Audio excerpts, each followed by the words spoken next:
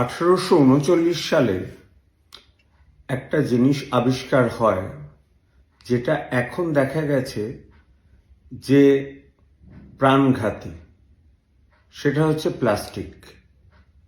হঠাৎই এটা আবিষ্কার হয় এবং ডিফারেন্ট টাইপ অফ প্লাস্টিক আমাদের জীবনের বিভিন্ন জায়গায় অত্যাবশ্যকীয় জিনিস হিসেবে পরিচিত হয়।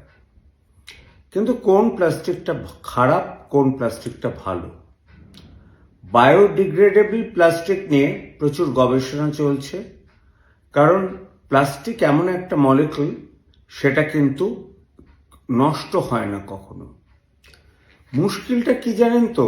একটা বড় প্লাস্টিকের আপনি মনে করুন ব্যাগ, আপনি ফেলে দিলেন নর্দমায়, নর্দমার জল আটকে গেল, তাই সেখান থেকে বিভিন্ন রকম জীবাণু ছড়ালো, আপনি চোখে দেখতে পেলেন। কিন্তু চোখে যেটা দেখতে পান না সেটা হচ্ছে মাইক্রোপ্লাস্টিক। মাইক্রোপ্লাস্টিক বা ন্যানো প্লাস্টিক কাকে বলে?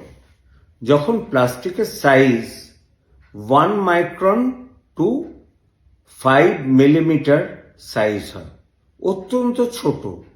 1 মাইক্রন বুঝতে পারছেন তো? নিঃশ্বাস প্রশ্বাসের মাধ্যমে ডাইরেক্ট ব্রেনে ঢুকতে পারে।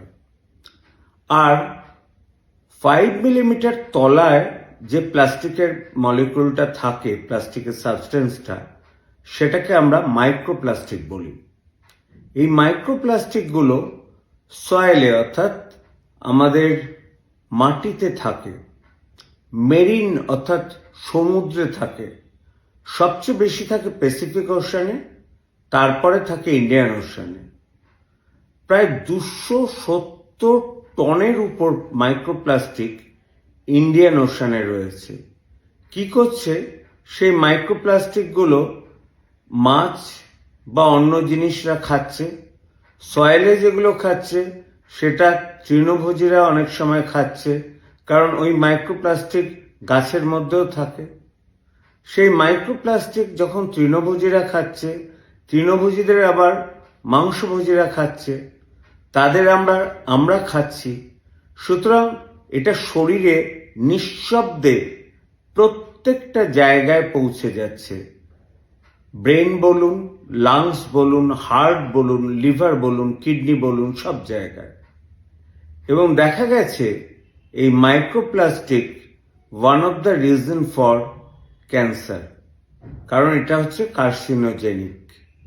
সুতরাং বিদেশে বহু গবেষণা চলছে, আমাদের দেশেও গবেষণা চলছে কি করে আমরা মাইক্রোপ্লাস্টিকের হাত থেকে রক্ষা পাবো।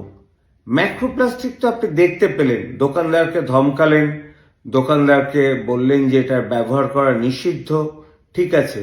কিন্তু এতদিন ধরে যে প্লাস্টিক আমরা ইউজ করে এসেছি, যেটা মাটির সাথে মিশে প্রাণীর শরীরের মধ্যে ঢুকে পড়েছে, এবং ন্যানো প্লাস্টিক যেটা ডাইরেক্টলি আমাদের নাকের সাথে ব্রেনের মধ্যে ঢুকে পড়ে, তার মতো খারাপ জিনিস আর কিছু হয় না।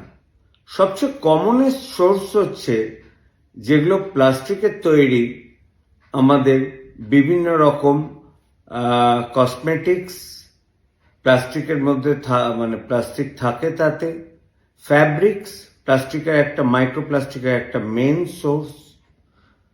সুতরাং এটা থেকে বাঁচতে কতগুলো নিজেরা স্টেপ নিন। নাম্বার 1, আরও ওয়াটার ইউজ করুন, মাইক্রোপ্লাস্টিক কমবে। প্লাস্টিকের ইউজ বর্জন করুন। সবসময় কাচের গ্লাসে জল খান, প্লাস্টিকের বোতল অ্যাভয়েড করুন। চলুন না, পৃথিবীটাকে একটু প্লাস্টিক মুক্ত করা যাক।